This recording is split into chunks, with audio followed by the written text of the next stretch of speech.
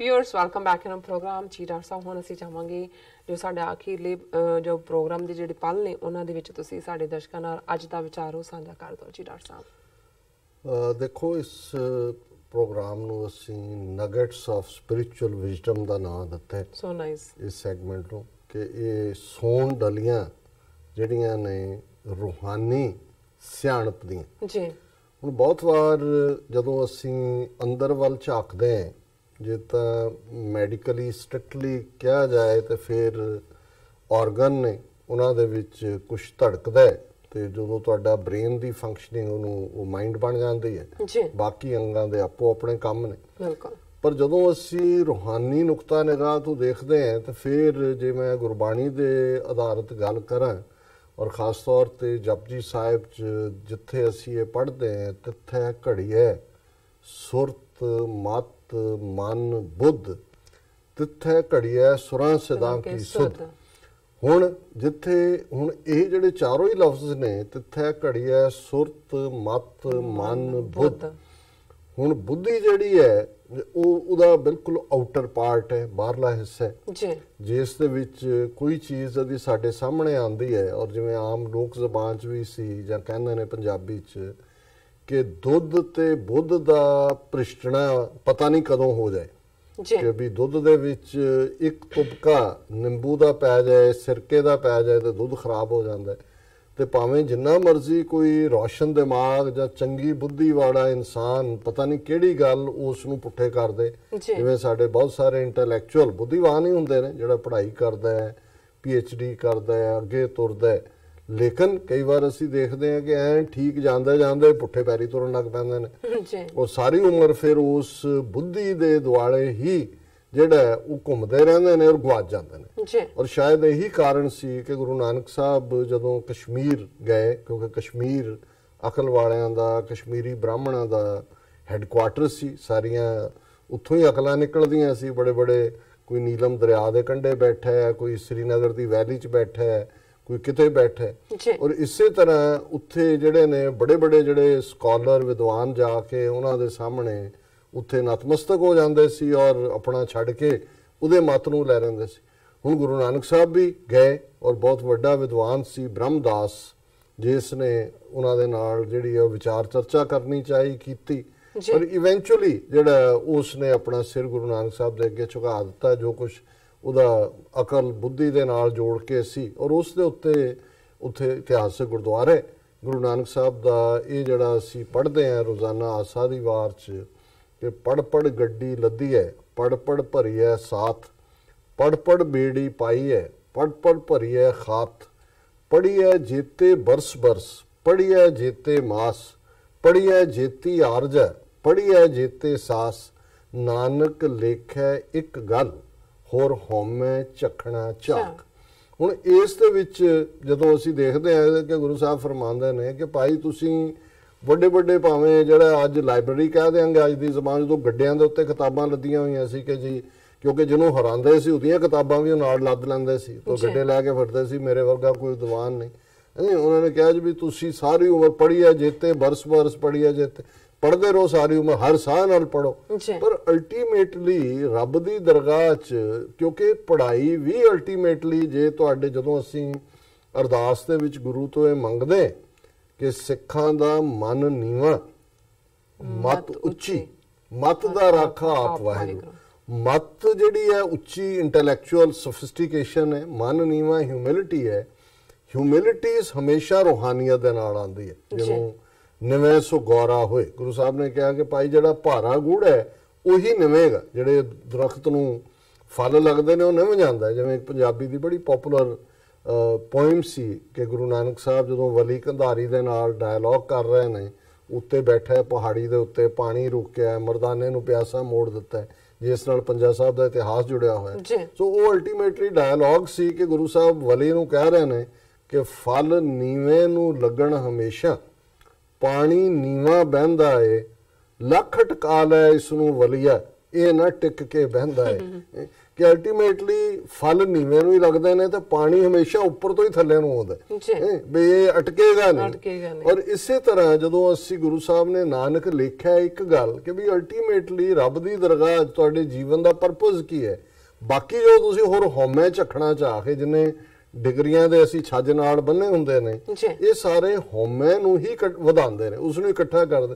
ਜੇ ਮਨ ਨੀਵਾ ਨਾ ਹੋਏ ਤੇ ਫਿਰ ਤੁਹਾਡੀ ਮੱਤ ਉੱਚੀ ਜਿਹੜੀ ਆ ਉਹ ਤੁਹਾਨੂੰ ਕੁਰਾਹੇ ਪਾ ਦਿੰਦੀ ਹੈ ਤੇ ਤੁਸੀਂ ਆਪਣੇ ਹੀ ਉਸ ਚ ਕਿ ਹੈ ਕੋਈ ਮੇਰੇ ਵਰਗਾ ਵਿਦਵਾਨ, ਕੋਈ ਮੇਰੇ ਨਾਲ ਬਹਿਸ। ਇਹੀ ਬ੍ਰਾਹਮਣਾਂ ਦਾ ਕੰਮ ਸੀ ਜਿਹੜਾ ਸ਼ਾਸਤਰਾਰਥ ਜਿਹਨੂੰ ਕਹਿੰਦੇ ਸੀ ਕਿ ਆ ਕੇ ਡਿਬੇਟ ਕਰੋ ਸ਼ਾਸਤਰਾਂ ਦੀ, ਉਹਦਾ ਬੇਸ ਜਿਹੜਾ ਉਹਨਾਂ ਨੇ ਇਹੀ ਬਣਾਇਆ ਹੋਇਆ ਸੀ। ਸੋ ਕੁੱਲ ਮਿਲਾ ਕੇ ਜਿਹੜੀ ਸਾਰੀ ਸਿੱਖੀ ਦੀ ਜੀਵਨ ਜਾਂਚ ਦੀ ਪਹੁੰਚ ਹੈ ਉਸ ਦੇ ਵਿੱਚ ਜੇ ਤਿੱਥੈ ਘੜੀਐ ਸੁਰਤ ਮਤ ਮਨ ਬੁੱਧ, ਬੁੱਧ ਤੋਂ ਬਾਅਦ ਤੁਹਾਡਾ ਅੰਦਰ ਫੈਕਟਰ ਹੈ। ਹੁਣ ਇਹ ਕੋਈ ਅੰਦਰ ਕੰਧਾਂ ਨਹੀਂ ਬਣੀਆਂ ਹੋਈਆਂ, ਇਹ ਤੁਹਾਡਾ ਜਿਹੜੀ ਚੀਜ਼ ਮੇਰੇ ਤੋਂ ਗੱਲ ਕਰਵਾ ਰਹੀ ਹੈ ਤੁਸੀਂ ਅੱਗੋਂ ਹਾਂਜੀ ਹਾਂਜੀ ਕਰ ਰਹੇ ਹੋ, ਸਾਡੇ ਦਰਸ਼ਕ ਸੁਣ ਰਹੇ ਨੇ, ਇਹਨੂੰ ਤੁਸੀਂ ਜੀਵੜਿਆ ਪਰਦੇਸੀਆ, ਪਰ ਇਹ ਉਸ ਦੀਆਂ ਸਟੇਜਸ। ਕਈ ਵਾਰ ਇਹ ਬਾਹਰੋਂ ਜੇ ਅੰਦਰ ਨੂੰ ਜਾਣਾ ਤਾਂ ਫਿਰ ਮਨ ਹੈ, ਔਰ ਉਸ ਦੇ ਨਾਲ ਜਦੋਂ ਅਸੀਂ ਇਹ ਦੇਖਦੇ ਹਾਂ ਕਿ ਭਾਈ ਠੀਕ ਤੇ ਗਲਤ, ਬੁੱਧ ਹੈ ਮਨ ਹੈ ਤਿੱਥੇ ਘੜੀਐ।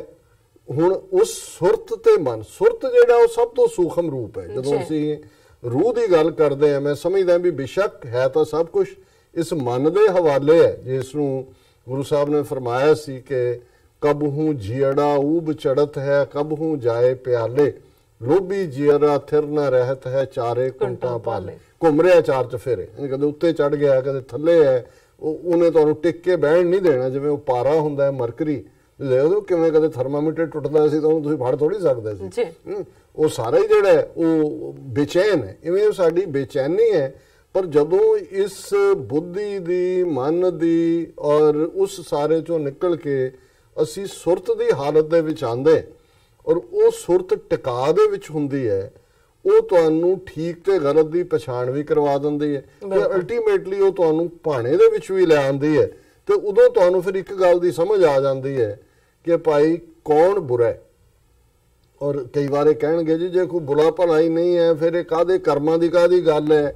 ਜਦੋਂ ਗੁਰੂ ਸਾਹਿਬ ਦਾ ਇਹ ਸ਼ਬਦ ਅਸੀਂ ਪੜ੍ਹਦੇ ਹਾਂ ਕਿ ਭਾਈ ਜਿਹੜਾ ਕੋਈ ਵੀ ਜਿਹੜਾ ਉਹ ਬੁਰਾ ਭਲਾ ਕੋ ਕਿਸ ਨੂੰ ਕਹੀਏ ਸਗਲੇ ਜੀ ਤੁਮਾਰੇ। ਮੈਂ ਕਿਹਾ ਇਹ ਸਾਡੇ ਵਰਗਿਆਂ ਦੀ ਅਕਲ ਦਾ ਕੰਮ, ਅਸੀਂ ਤਾਂ ਅਕਲ ਨਾਲ ਦੇਖਦੇ ਹਾਂ ਵੀ ਇਹ ਬੁਰਾ ਹੈ ਇਹ ਭਲਾ ਹੈ।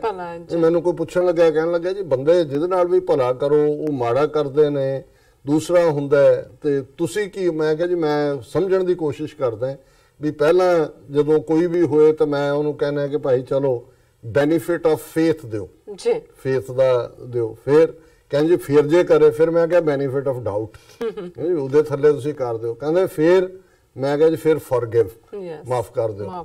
ਮੈਂ ਕਿਹਾ ਜੇ ਵੈਸੇ ਪੂਰੀ ਨਹੀਂ ਹੋਈ ਗੱਲ ਫਿਰ ਫੋਰਗੇਟ, ਫਿਰ ਭੁੱਲ ਜਾਓ ਵੀ ਤੁਹਾਡਾ ਕਿਸੇ ਨਾਲ।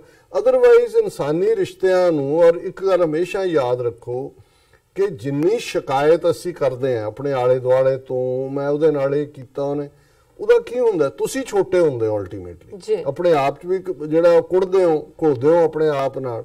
ਤੇ ਜੇ ਇਹੀ ਰੱਖੋ ਕਿ ਵੀ benefit of faith, benefit of doubt, forgive and forget, और फिर कहो जी भला बुरा को किसी ਨੂੰ ਕਹੀਏ ਸਗਲੇ ਜੀ ਤੁਮਾਰੇ।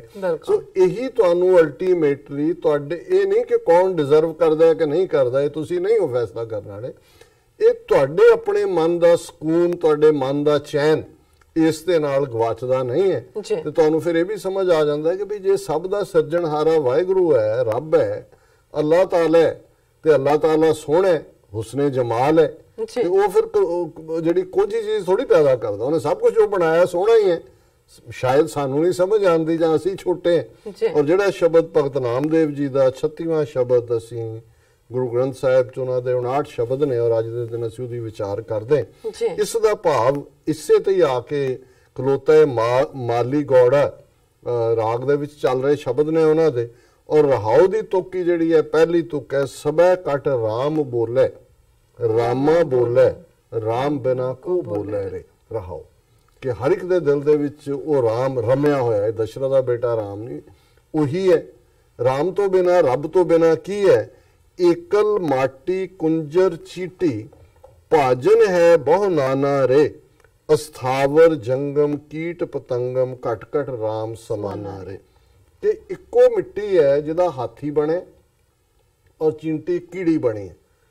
ਕਿ ਜਿਵੇਂ ਇੱਕ ਕੁਮਾਰ ਭਾਂਡਾ ਬਣਾਉਣ ਲਈ ਉਸੇ ਮਿੱਟੀ ਉਹੀ ਹੈ, ਉਹਦਾ ਗਲਾਸ ਵੀ ਬਣਾ ਦਿੰਦਾ, ਉਹਦੀ ਸੁਰਾਈ ਵੀ ਬਣਾ ਦਿੰਦਾ, ਘੜਾ ਵੀ ਬਣਾ ਦਿੰਦਾ, ਹੰਡੀ ਵੀ ਬਣਾ ਦਿੰਦਾ।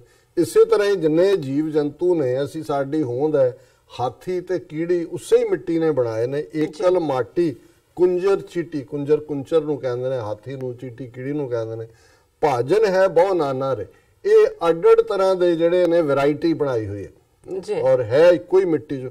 ਅਸਥਾਵਰ ਜੰਗਮ ਕੀ, ਅਸਥਾਵਰ ਹੈ ਜਿਹੜੇ ਖੜੇ ਨੇ ਜਿਵੇਂ ਰੁੱਖ ਨੇ, ਕੀਟ ਪਤੰਗਮ ਨੇ ਕੀੜੇ ਪਤੰਗੇ ਜਿਹੜੇ ਉੱਡ ਰਹੇ ਨੇ, ਇਹ ਸਾਰੇ ਘਟ ਘਟ ਰਾਮ ਸਮਾਨਾ ਰਹੇ।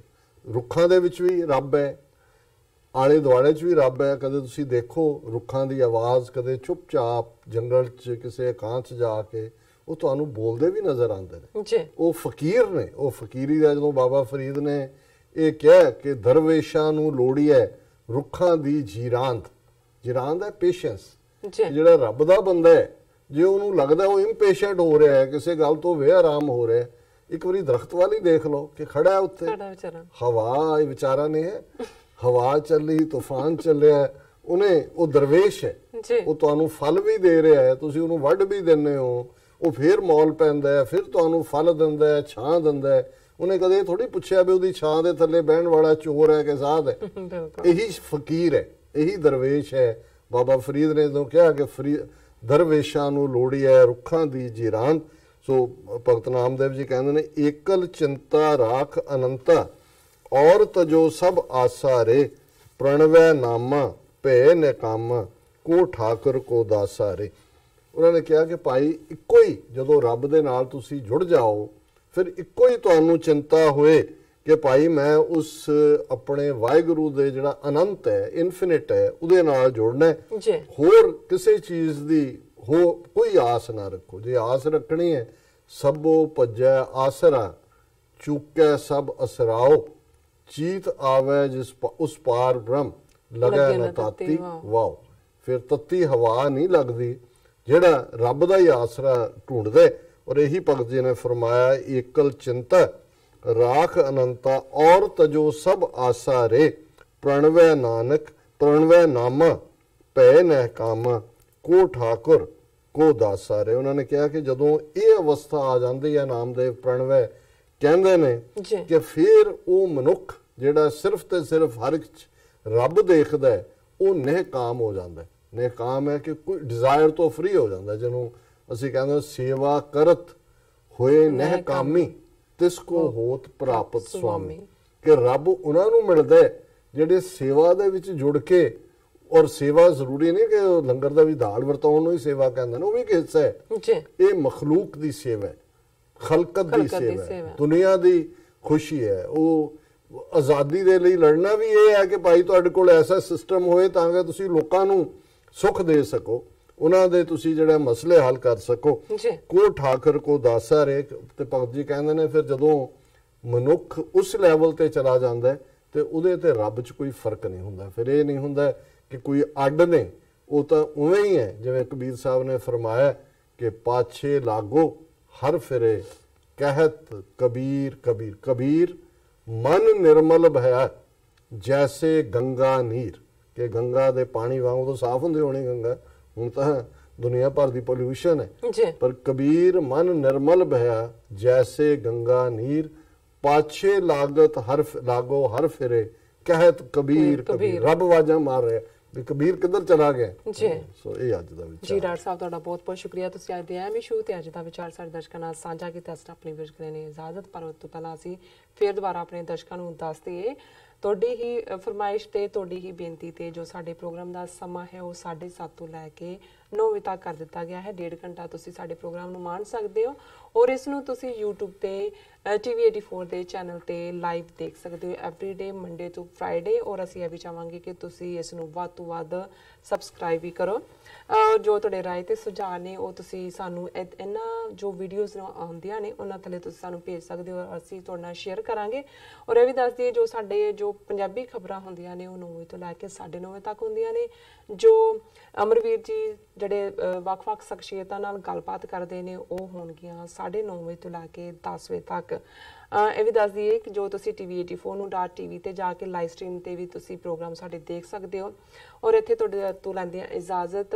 ਜੋ ਤੁਸੀਂ ਰਾਏ ਤੇ ਸੁਝਾਅ ਨੇ ਸਾਨੂੰ ਤੁਸੀਂ ਭੇਜ ਸਕਦੇ ਹੋ ਸਾਡੇ ਇਸ ਪਤੇ ਤੇ sos@tv84.tv ਤੇ। ਅਸੀਂ ਆਪਣਾ ਪ੍ਰੋਗਰਾਮ ਲੈ ਕੇ ਫਿਰ ਦੁਬਾਰਾ ਹਾਜ਼ਰ ਹੋਵਾਂਗੇ। ਤਦ ਤੱਕ ਲਈ ਮੈਨੂੰ ਤੇ ਆਪਣਾ ਸਾਨੂੰ ਆਗਿਆ ਦਿਓ। ਦੇਖਦੇ ਰਹੋ TV 84। ਗੁਰੂ ਜੀ ਦੀ ਬਖਸ਼ੀ ਹੋਈ ਬੁਲਾ ਦਿਓ ਫਤਿਹ। ਵਾਹਿਗੁਰੂ ਜੀ ਕਾ ਖਾਲਸਾ, ਵਾਹਿਗੁਰੂ ਜੀ ਕੀ ਫਤਿਹ।